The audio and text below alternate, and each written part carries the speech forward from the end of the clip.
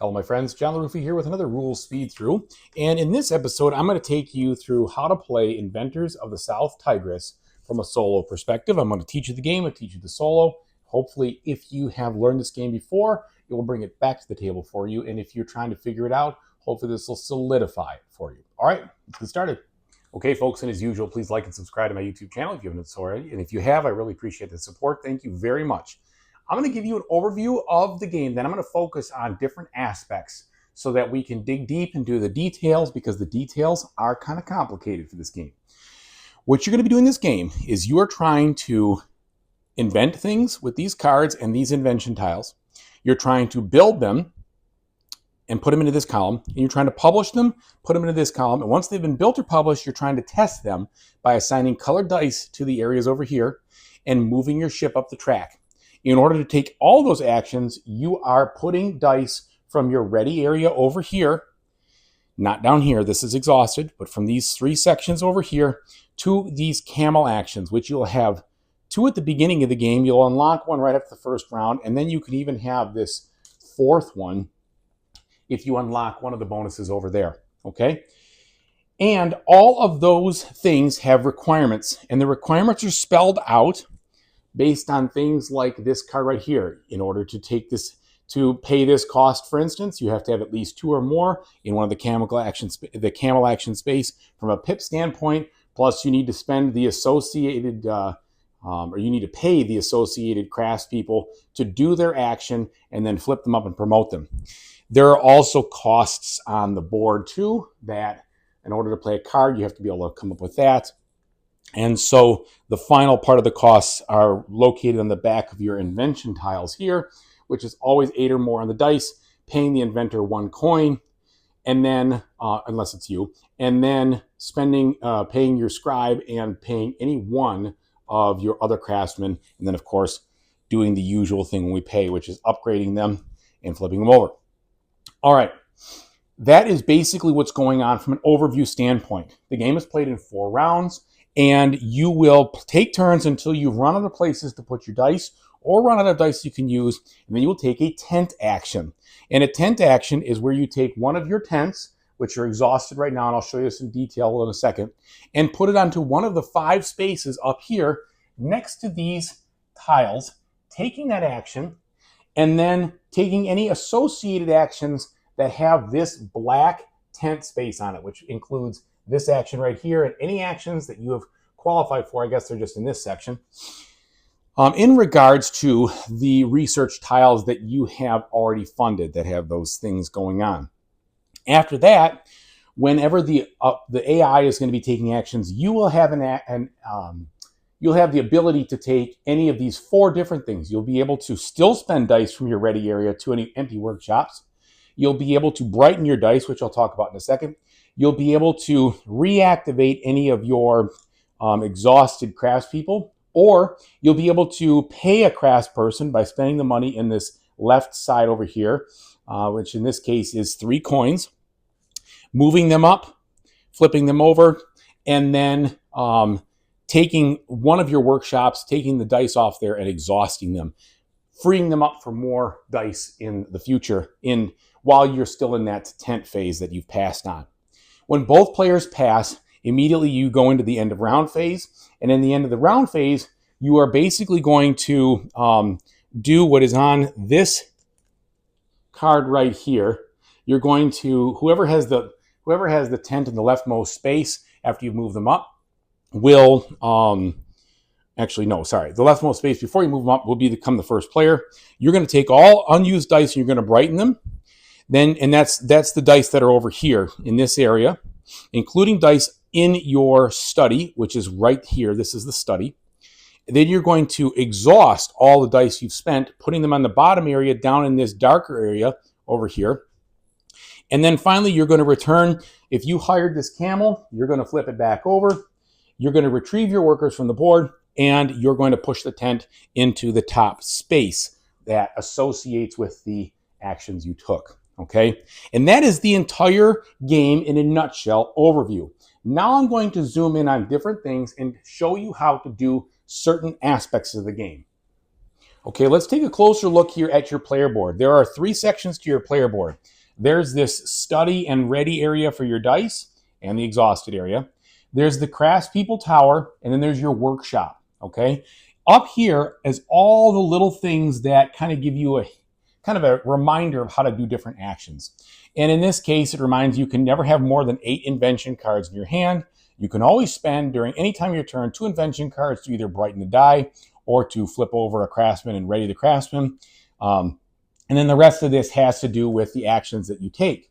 Now let's explain what brightening a die is. So the way it works is every time you activate one of these icons right here that shows the brightening symbol, you can see it here also, you're going to take a die from any section on the board or even on the side over here, and you're going to move it either up to the next section or over out of the study or up to the next section over here.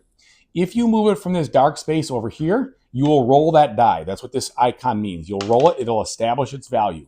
If you move it from the side over here, you will roll that value. So anytime you're coming out of the spot or over from here, you have to roll the die. When you move it from here to here, you can add 1 pip to the die, making that 4 or 5. When you move it from here to here, you can add up to 5 pips, basically making it a 6 no matter what. If you move a colored die from this spot to this spot, when you brighten it, you will do the usual thing, but then you'll add an influence token to the minaret of that color up on the main board. And we'll talk about what those do in a second. That is all the brightening. Now, another thing to note, if you have a die in this space right here and you would gain another blue die to your study, you don't have a spot to put it. So what you'd actually have to do is you would actually have to you'd have to put it down here in this area, effectively losing the opportunity to put it over there.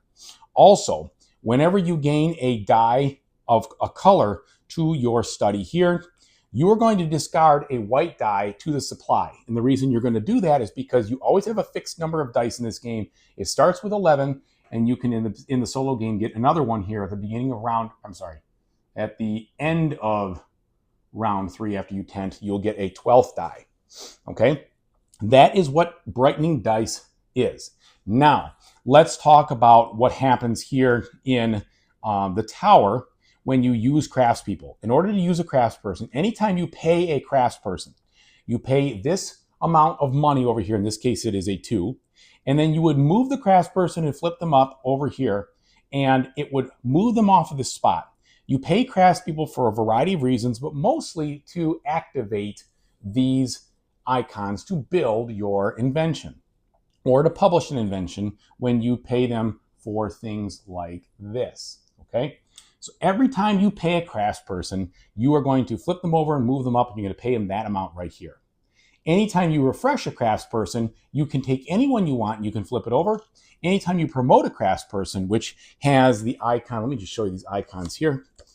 The paying looks like this usually. The refresh looks like this. The using is over here, and then the raising 1 level is like this. When you promote just to raise, you move them in their state up 1 level. If they're already exhausted, you keep them exhausted. When you refresh them in the same level. When you use a craftsperson just to do the money, so that you can always use a craftsperson anytime to save yourself 1 coin from a cost, you flip them over in the same location. You do not promote them, okay? Also, at any time in the game, you can discard your cards to take these instant actions over here, moving up a dice value by 1, whatever dice in the ready area that have been rolled, okay, and refreshing any of your craftsmen that are listed there, and the different things that come on here will vary depending. So check out the cards, okay. So that is what you do with these sections. Now here, the workshop, I'm going to cover that. This is one of the actions you can do in your turn where you can apply dice to these spaces over here. There are 3 workshop spaces. You only can apply the ready dice. Again, anytime I say apply or spend dice, has to come from these 3 areas over here. So let's say I applied this die right here. This is 4. That means it qualifies to activate this spot here because it's 1 or greater.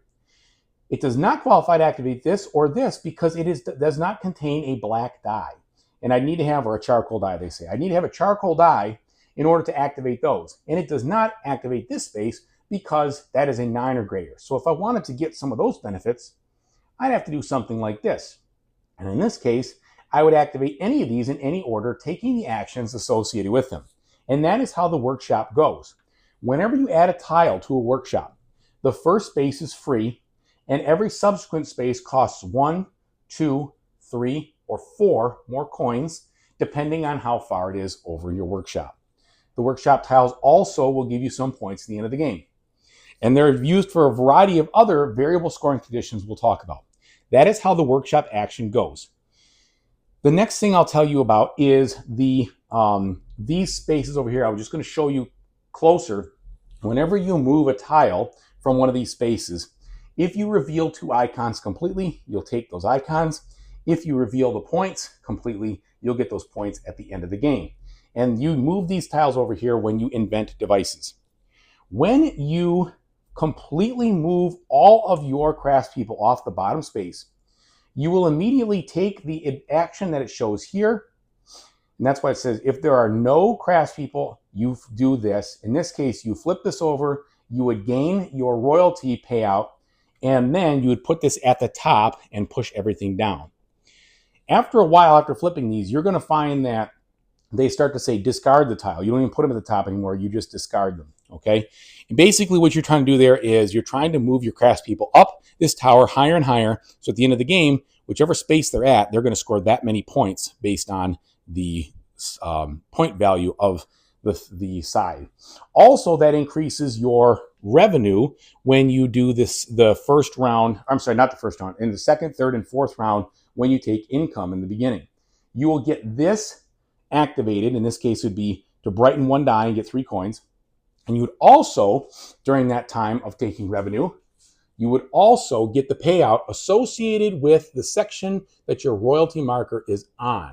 So you will do that not round 1, but round 2, 3, and 4.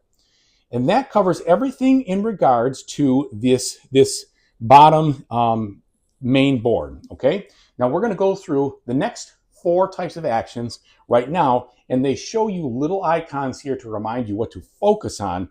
And the focus spots are these red spots here in those things. But let's go ahead and move the camera and focus on those now. One more thing I want to mention, when you cover an icon in this game, you gain whatever it is. So as I build out my workshop and I cover those icons, I will gain that specific action or payout or whatever it tends to be. And the other thing is that when you move a tent from these areas and you reveal them once per round, you will get whatever you reveal. So I should have covered that when I talked about this in the main board area. All right, first I want to talk about inventing cards. So in order to invent something, you have to have one of these tiles still available for you, and you have to have an open invention slot over here. In the solo game, you can only ever have 3 in each column. This is the inventing column, the building column, and or built column, I should say, and the published column. And you can have as many devices as you want published. When you go to invent on your action, you put a specific number of dice in this area equal to or greater than the requirement, okay? If you use a yellowish orange mustard color die, you would draw the top card of the invention deck. And that would be something you put to your hand. Remember, you can only have 8 of those. Then for every card you must discard, you got to discard a card from your hand. So you're going to set 2 of them out, discard them, and then you're going to apply the card you want to invent. If none of these icons completely match up, like you can see here, you don't get any influence on the towers. But if you have some that do match, like this blue one, then you would put immediately a blue or one of your influence tokens right here onto the associated minaret on the main board, okay?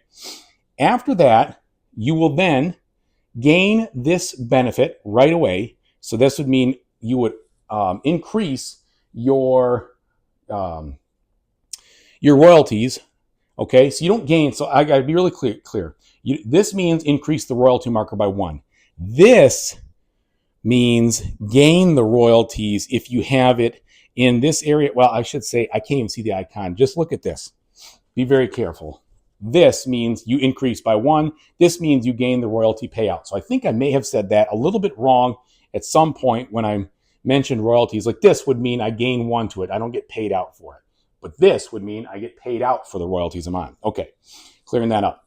So you're going to take one of your tiles and you're going to put it on this area right here afterwards. And now this becomes the new reward for whoever decides to build it. And you will always qualify it, whether you qualify for that reward, whether you built it or not. This then remains in this area until someone else decides to build it, you or somebody else. So that is what you do here for the invention action.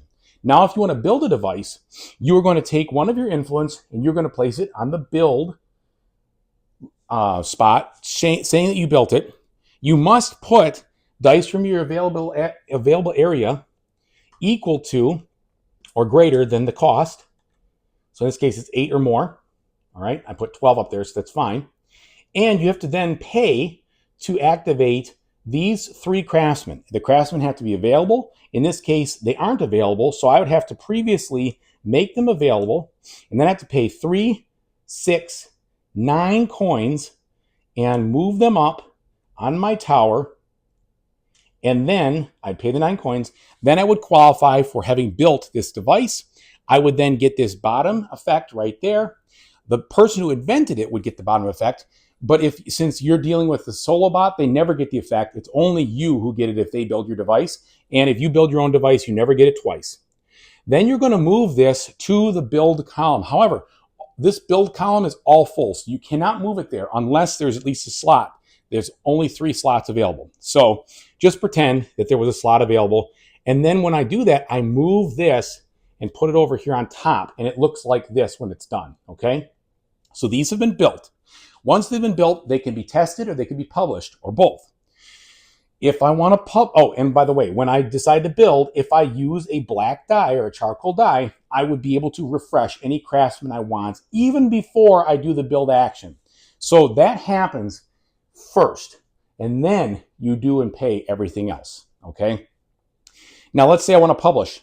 If I want to publish, I then have to put dice into a free Campbell space.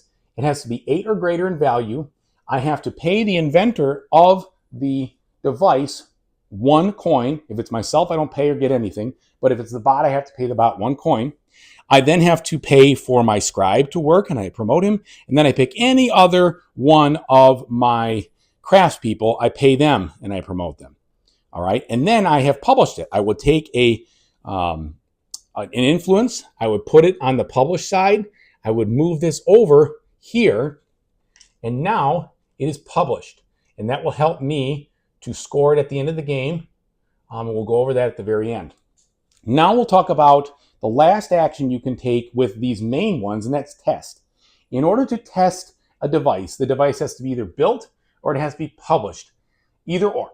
And in order to test them, you must take an available colored die from your area, and first take any white die and put it in here. It doesn't matter the value, doesn't matter, but you have to take any white die because you're effectively giving up this die, and you're taking that white die from the main supply. Remember, you're always going to have a constant amount of dice in this game. And then you put the die on any spot that matches the color of a device that's either been built or published. The rule is, though, the die has to be at least equal to or greater than one of the dice out there if there already is one. In this case, the only thing I could do with this one would be to place it over here, because these other spots are blocked and those are too high. So the only place I'd be able to play it would be right here. If I played it right there, I would move my ship 2 sections on the shipboard, which I'll show in a second, and then I would also get a influence in this orange color in the orange minaret.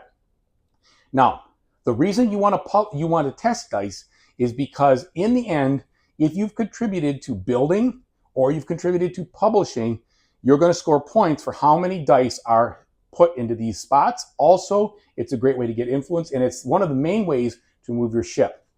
And that's the real reason you want, well, part of the reason you want to do it. When you move your ship, I'm going to move my camera up now to look at the ships. When you move your ship, you will skip any open space like this that you might pass over. But you will always stop in a space over here that corresponds to any open spot if the spot has not opened up yet, okay?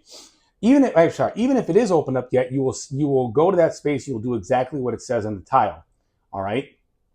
In the beginning of the game, these will be all face down over here. If you're the first one to go into an area, you'll flip them all face up. What this says is that the moment you do that, you will do both of these things. You will retrieve a worker that you've already placed, which I haven't talked about yet, and you will also add a dice of your color to the available dice spot in the center, kind of like I think it's called the determined section. It's kind of in the middle of your available spots. But you must stop there and take that action, or there if you are beginning and you cross over. Otherwise, if you keep on going, you would skip all of these spaces because there's nothing on them from a workshop standpoint. You would stop at a space that has a workshop tile, okay? And you would take the workshop tile, and that's how you gain workshop tiles. You place them on your board, paying any associated costs. And that's what the ship does. And the main part of testing devices, besides scoring at the end, is moving your ship down this track. The ship, the further along to the right, that's your tiebreaker. If you are under the ship, i.e. you got there first, you win the ties. So the bottom one, it takes precedence.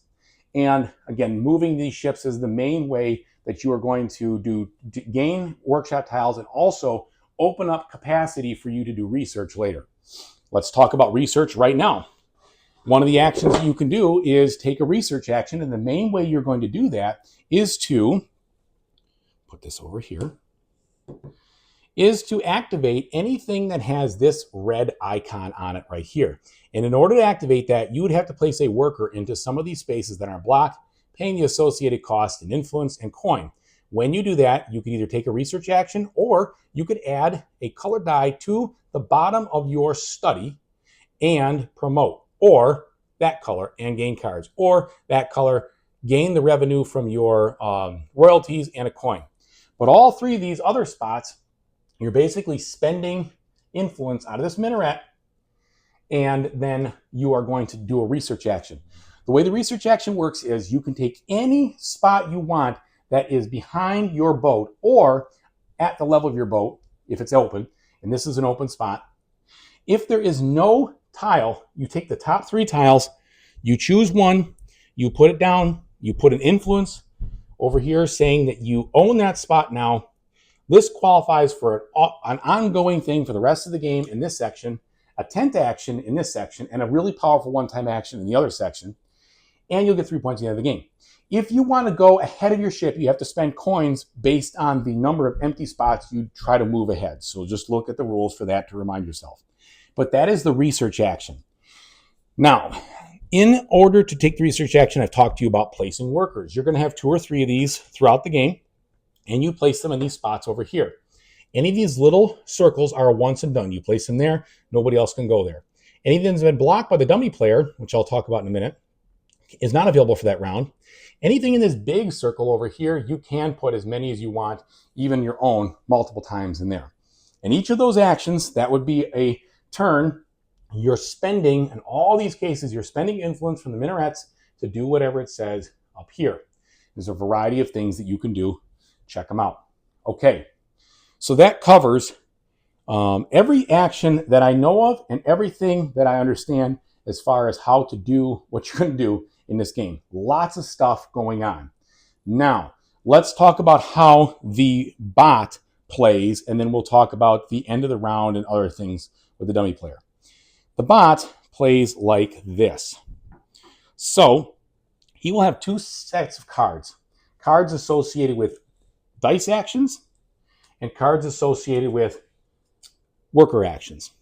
At the beginning of each round, you're going to first of all give him 3 coins. Then you're going to put a certain number, depending on the round you're in, 1 through 4, of dice cards and worker cards together in a deck and shuffle them up.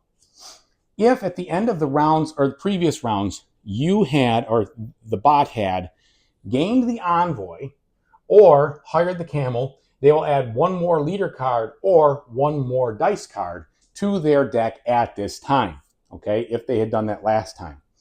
By the way, if you take this space and you get the envoy works as an extra worker, except he saves you 1 influence when you play him. So you only have to pay 1 influence instead of the 2, so you pay 1 fewer. Okay? And this spot, if you go there, that is how you rent that fourth space for the camel with your tent action at the end of a round for the next round. All right. So what happens on the bot's turn? The bot is going to reveal a card, and it's going to always try to take the top action. It is going to pay exactly what it says on the left here and do exactly what it says on the right here. All right. If it is a coin cost, it needs to pay the coins, and if it can't, it won't do these actions. This is an either or, this first, then this. It will go down to this action, which you always will be able to do. You will always be able to gain influence and gain money. If you are dealing with a leader card like this, the only reason you place a worker, I shouldn't say a leader, a worker card, the only reason you place a worker is if they take the top action. If they take this action, they do not place this. They will place this worker on the location that corresponds to the ship, and it will be, no, I'm sorry. See, this is where it gets kind of silly.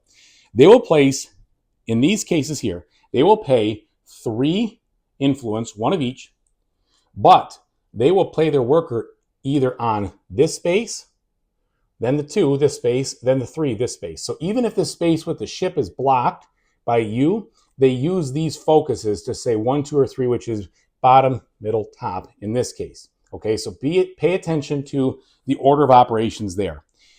They will always do exactly what this says here. They will not obey the board in the least. They never obey the board. So that's the biggest thing you have to realize and remember. Whenever you're playing the solo bot, they will exactly do what it says here. They will gain what it says here and only what it says there.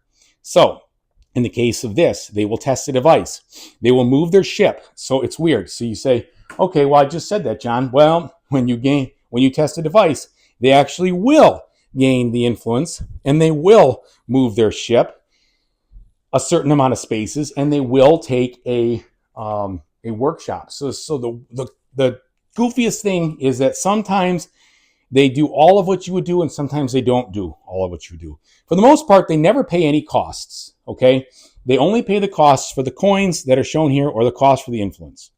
When they decide to build, they are going to play an influence in the build area. They're going to take whatever tile is over here, and they're going to flip it. I'm sorry, forget about that. They're going to pay put the thing in the build area right here. They're going to move it over, and that's what they're going to do. That's it. So it's really kind of a little bit goofy. And so the best way for me to do it is just to talk through each of those actions, exactly how they're going to do it, so you understand. All right. When they do the invest, they will focus on whichever number comes up. So the invest would look like, invent. Come on, invent. There it is. The invent. They're going to try to invent on the center space, then the top space, and the bottom space. They're going to take the top card off of here. They're going to make sure it fits at least one of the icons shown to make a match. In this case, it fits one of them, so it will go ahead and it will place an influence there. If it didn't, they would discard this and would draw another one. So they place an influence. They will also take the top of their invention tokens and put them over here on the invention and put that card on the invention just like you would, and that would be it. That is what they are going to do. When they build, they're going to spend the 3 or 4 silver, depending. They're going to use that focus number to tell them where it wants to build. Okay, so looking at a build icon here, let me see. So they want to build on the bottom one first, if there is a bottom one. In this case, there isn't. Then they'll try to build over here. I'm sorry. When you build, of course, you're going to build from what's been invented, right? So they would want to build this device here, priority 1. And they would do exactly that. They'd pay it. They'd turn over the invention tile. I know this was goofy from before. They would turn this over. They'd put their token here, and they would slide it over to the top spot, or to the spot over here in building. And then you would add another one of these cards right there, okay? And that's the way the build goes. I've talked to you about the test. The test, they will try their best to test a leftmost device first, if they can, and they will obey the same rules like I was talking to you about in regards to what they want to do. They want to test the blue first. They're going to look for the furthest upper left open blue spot. When they test a blue or any color, they're actually going to roll a die from the from the pool, and they're going to put that into that spot, gain an influence, and move their ship. It doesn't matter in their case if the die is lower than yours or what's out there. So that they ignore. All right, so make note of that. When they move their ship, they will move it just like you would. They would stop just like you would. If they go to this area right here, they're going to add an extra dice card immediately from their dice stack. They're going to shuffle one in. If they move to this spot right here, they're going to immediately move a worker card, shuffle it into their deck. That's what they do. And they will then, that's all they will do when they go to those spots. And they will reveal, if they need to, they'll reveal those tokens over here. When they do research, they will research on the leftmost space in the river area that they're at, and they will take a research. They will put their token down. Let's say, for instance, this was the exact case because these are all full. They would research right here. They would take the top one. They would put it over here, and that would be it. They would ignore everything else about it. They would just do that. That's what happens when they research. And they research in certain cases, depending on, like that. See how that they're going to research there, okay? I told you about how they play workers. They play workers when they take the first action there. I've told you about how they test. The publish is very similar to what you would do. They would pay, for instance, they would pay 3 silver, okay? If they can't pay, they have to go to this one, of course. They pay the 3 silver. They would look for a built device. They would put their published amount over there. They would pay you if it was yours. If not, they don't pay anything. They pay you a coin, and they would slide it over to this area in the published area. Okay? That is what they do. Now, at the end of their deck, if the second to last card they draw has this icon on it, they do not take an action. They draw the final card, and they do their tent action. They place their tent where this brown tent is shown, and they place the dummy tent where this is shown if you haven't already passed and done that. And if it's full, they just keep going around in circles, kind of basically doing the clockwise, fill in the next spot available situation. If that last action is not a secondary, and that's only what happens when they do the secondary action. So for instance, this was the second last card right here, and they were able to take this action, they would not do what I just said. They would take that action. If they get to the end of their deck, they will automatically skip the last card, and they will do exactly that. When they do that, they basically place their tent and nothing else happens. So unlike you, where you're taking all those tent actions and doing all that other stuff, when they place their tent, they basically just put it out and that's it. Just simply gain a silver from all future turns. So the more turns you take after that, they just start gaining silvers. Okay? Now, the dummy player.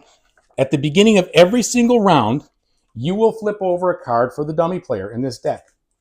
You will put that third color influence into the minarets like it says. You will move their ship this many spaces, including skipping spaces that are empty. Doesn't matter in this case.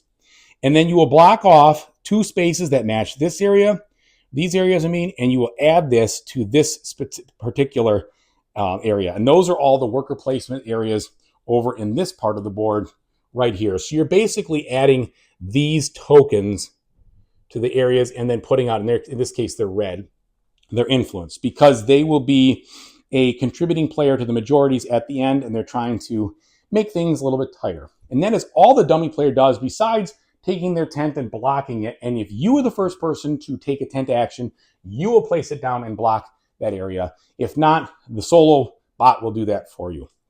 Okay, you will do that at the start of every round, all right? Now, at the start of the other part of, even the first round, you're going to do that. And I think that's pretty much it. The end of round, we've already talked about. So now let's just talk about scoring. So you're going to score in a couple of different ways. All right, and let's go over, we'll do it simultaneous, whether you're scoring or the bot is scoring. So the first thing you're going to do is that you're going to score the minarets based on the majorities that they have over here. The neutral player does not score any points, but it would take away a first, a second or so if they got more than you do. If there's a tie, you resolve the tie based on the ship in the place it is. Again, if 2 ships are stacked, the one in the bottom has the preference.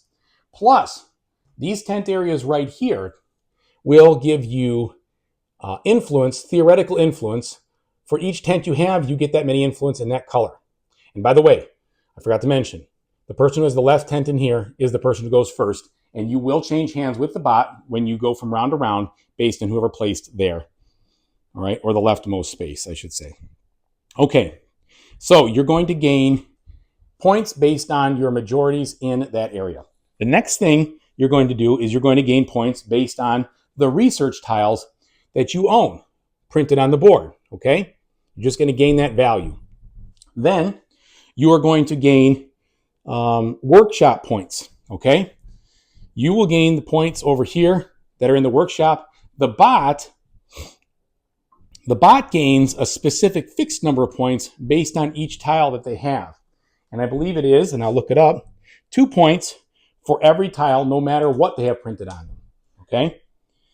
The invention tiles, the bot will score 3 points per invention tile they've placed. So it doesn't matter what, because they don't have any icons. You, on the other hand, will score if you have unlocked both tiles on one side. So in this case, it score 3, 6, 9. The bot, having placed 3 tiles, would also score 9, okay, because they've placed them out over here. 3 apiece. Now, here's where it gets tricky. The building and the publishing. If you built the device, and you're in this column, you will get 1 point for every test cube or test die that's on there. You will also qualify for the special condition of scoring, which I'll talk about in a second. If you published the device, you will get 1 point for each die that's on there. If you built the device, you'll get 3 points, period. If you both built and published, you will get 1 point plus 1 point for every die that's on that section. So in this case, he has published and built. He would get 1, 2 points. In this case, I would get 1, 2 points for publishing. He would get 3 points for building. The final part of the score is this variable condition scoring here. If you've either built or published, you qualify to see about this condition. If you meet the green condition, you get 2 points. If you meet the blue condition, you get 4 points. And the conditions vary. So for example, this condition right here says, if you have 2 workshop tiles that are white, you would get 2 points. If you have 4, you get 4. That was just a coincidence that was 2 and 4. Sometimes they're different. Like this one, 3 times you meet this condition, 5 times you meet that condition, it's 2 and 4 points, regardless of whether it's published or it's built. If you happen to publish and build the device, you score that twice, okay? The bot, on the other hand, will get 4 points for every influence token they have out here, no matter what. They don't even worry about it. They just get 4 points, which is the maximum amount. Finally, they gain 1 point for every silver they have left over in their pile. You gain 1 point for every 4 silver and cards that you have left over in your pile.